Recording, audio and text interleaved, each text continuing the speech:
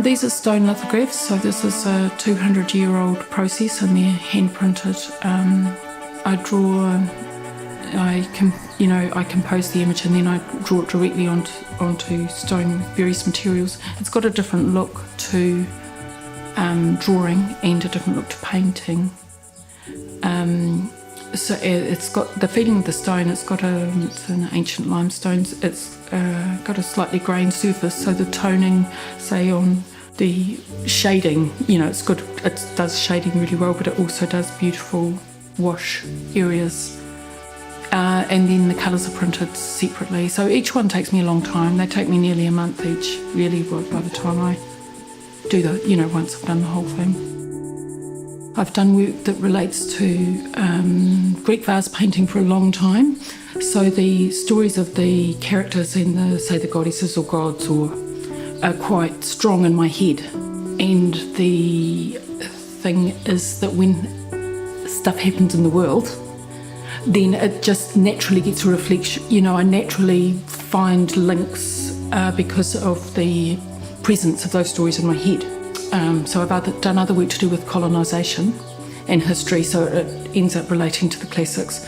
And then these ones, I have moved away from the colonial theme, but was just thinking about actually, first off, of militarism and violence, which is actually how I got into the classics in the first place. So these ones are goddesses who, because they're present in my mind, they're not goddesses of the past who are now dead. Although I understand the goddesses probably don't exist, but they could still be present. And if they were present, I'm wondering if they still think the same way they did before.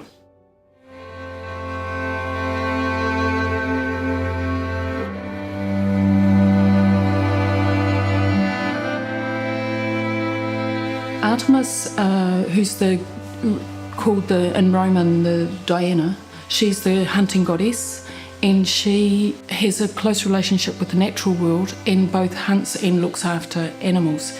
She's putting down her bow because she's decided not to kill this deer. It's actually a thing that she might well have done at any time, in a way. So I actually think of Artemis, who'd never lived amongst people. She's on the outside of the world. She's in the forest as much as the animals are, and I think she is thinking we're getting to the point where we shouldn't really be hunting the animals at all. Out and about in nature, and her own realm has got smaller and smaller. So she's actually quite cross with us about, and she has a stronger link to the animals. She's quite cross with us about what we've done to the world. She's put down her bow and she's got her hand gesturing down towards the mouth, under, like you would with a dog, so that it can sniff you, so it can tell something about you, so you're not doing something to it. It's got the opportunity to touch you. She's got her other hand actually up towards her own mouth. It's an adaptation of an earlier vase where I've turned the top part of the figure around, and in the earlier one she was shooting the bow at the deer.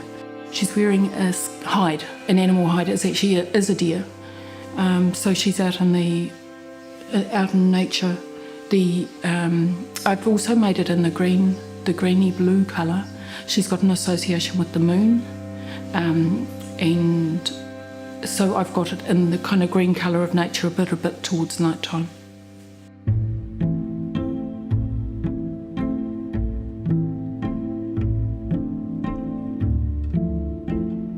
Athena tires of her shield and spear, and she is pretty much always personified with a helmet, which will be a bronze helmet, with a big mantle that's got a gorgon on it, so that would also be heavy, with a spear and with a shield, and she's militaristic.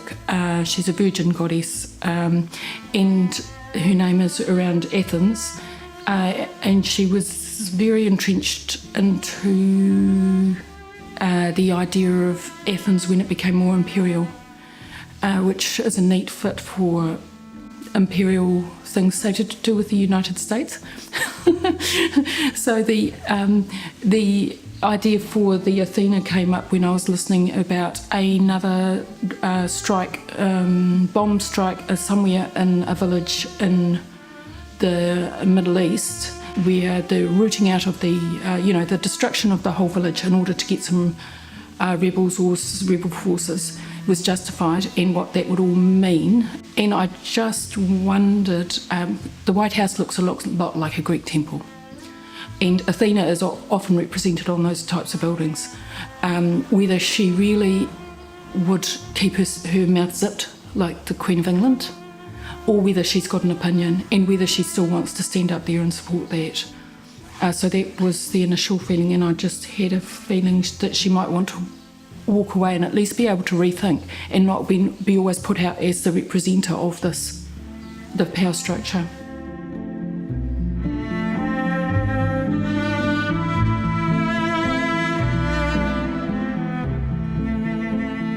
So Aphrodite is goddess of love. In the Roman pantheon, she's called Venus. She's irresistible to all men. They succumb to her overpowering sexuality. She was variously came out of the foam of the sea, and it could be that she predates the rest of the Greek pantheon. But she was later said to have been a daughter of Zeus. So they changed, she's an old goddess. Aphrodite spent absolutely millennia consorting with men, seducing them. She's got the advantage of being able to bathe in the river Styx to renew her own virginity. She's had endless children, but she's not interested in them. But she's just got to a point now, after all these thousands of years, where she's feeling that she's neglected her intellectual self. And she's taken up reading, and the idea of just one more, no matter how gorgeous he is, one more man is just, well, she can have one tomorrow, why have one today, when there's a book on the go. So, it's the idea of, and I think there's a thing with women now where we're still very much judged on our attractiveness, and that's put in general terms ahead of our intellectual development, and intellectual women are generally seen as a threat.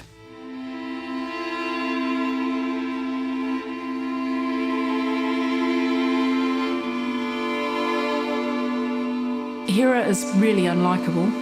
She's the wife of Zeus, queen of heaven. So Zeus is the king of the gods. He's the king of the Olympian gods. He defeated his own father to get that position, and then became authoritative over his brothers and sisters. Hera happens to be his sister, but he married her. And then she's got this role of being Queen of Heaven. So she's up there in heaven, she's in a palace, she's got all the glory and everything, but she's got her husband with a wandering eye. He, from his position up on Mount Olympus, spies out absolutely gorgeous humans or nymphs, and sometimes seduces them, sometimes tricks them, and sometimes just straight rapes them. They often have children. Hera is incredibly angry about all this and tries to address it to her husband, but it's just pointless. And so she takes it out on the women and the children instead. So she's always hounding and making difficulties for women and children. And these kinds of things help account for, in mythological terms, why people have bad luck, because it could be a vengeful deity doing something nasty to them to account for their bad luck. So an example is Heracles, who was a son of Zeus by a queen, a human queen, whose husband went off. Zeus got the husband to go off for war, and then he pretended to be the husband coming back triumphant. He came in the form of the husband coming triumphant, and he made love to the queen all night long. And he extended the length of the night as well to make it an incredibly long session. And then she was, of course, exhausted, and her own husband then turned up the next night and she had to do the same all over again. Anyway, but Heracles was born of this union, and Hera was Hera, they've got actually a name similarity.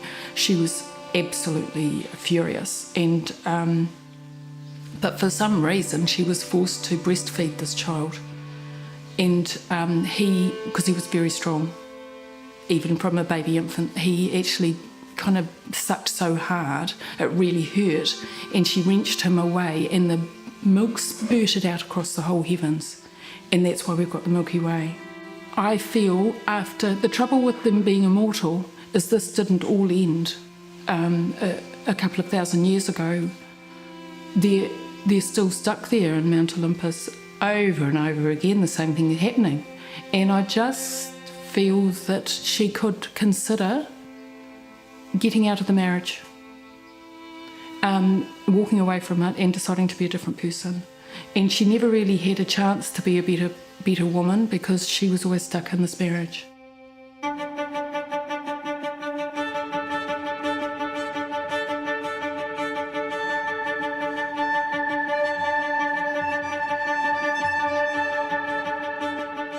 So this is Nike. Nike takes flight from victory.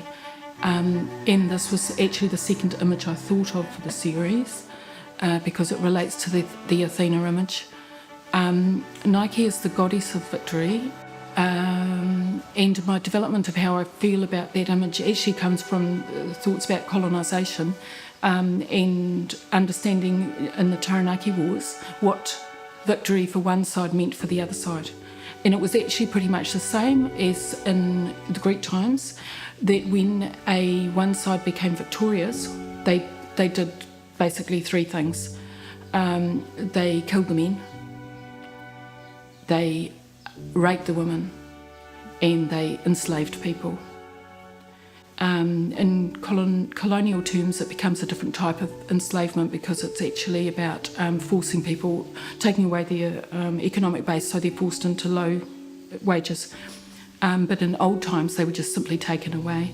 And in the Iliad, they go on about this over and over again. So the men on both sides of the fight are spurred on by, if we win, we get the women, and that was an economic advantage as well, because women and children would then become part of industry, which you needed good weavers, etc., etc. It wasn't all sex, it was actually to do with industry. So getting slaves was a big advantage of war. The image underneath that I've depicted is actually pretty much a straight copy of from a vase. I've put it kind of thinking about it being the shape of the world, so almost like she's flying away from the world, but you're looking at what's happening on the world. But it's actually a scene of the sack of Troy. So what I've been thinking about with Nike is that she's flying over victory, and what we imagine is those scenes of World War II with the returning troops and everyone hanging out the window waving flags, and the joy of the returned soldiers, which of course there is. But what actually Nike is seeing over and over again isn't that the victory. She's seeing the victory driven home into the other homes, and the effect. I actually feel Nike was a teenager when she became a charioteer of Zeus to help with the war against the Titans. And I just think about her innocence as a teenager, which is kind of why I put her in this kind of slightly pink thing. But actually her whole life has been watching this. And I've also thought, I'm sorry, I get a bit emotional about this kind of thing. I've also thought about the young men, actually at fairly similar age, and it being taken advantage of the bloodlust that rises, put them in a certain situation, and they'll do things that they really, if they could step back and think about it and weren't charged up at the minute, they wouldn't do them. And I think, it's an abuse of all those young people.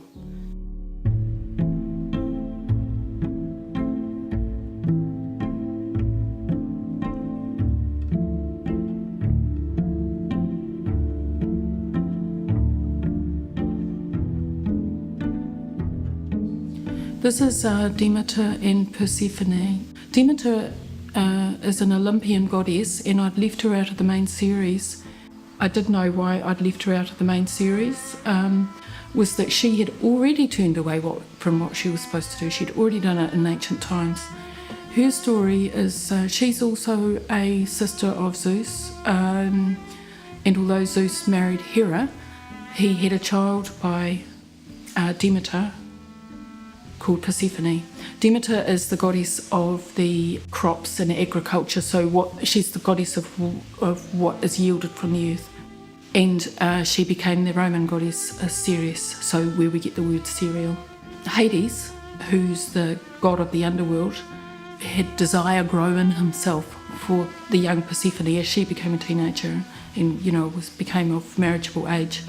Zeus promised Persephone to Hades without telling Demeter, who he knew would not agree.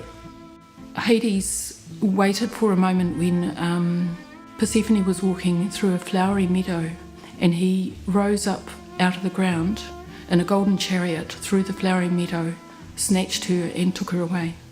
Demeter looked for her everywhere for an incredibly long time. She was searching the whole world, and the stories of her in different parts of the Mediterranean looking for her daughter. Could find her nowhere at all. She was grief-stricken. Finally, Helios, the sun, had seen the whole thing, told her what had happened, and she was absolutely irate that Hades had taken her, but also Zeus had agreed. And her anger and grief resulted in a nuclear winter, effectively. So the ground yielded nothing. Everything went into dark coldness, like a grey dark coldness, and which caused incredible hardship for human beings, but it also affected the gods because there were no sacrifices being made. The gods were finally forced into a position really where they had to relent to some degree. And Persephone was then allowed to come up to the surface for half the year, which becomes our spring, summer, and through to autumn, and then she goes back down to the underworld, and actually has, she's happy enough in the end as wife of Hades, as queen of the underworld. No, well, there are ways that people behave that just keep coming up, and the goddesses and gods actually represent parts of human behaviour. The things that the ancient stories bring, you can keep using them.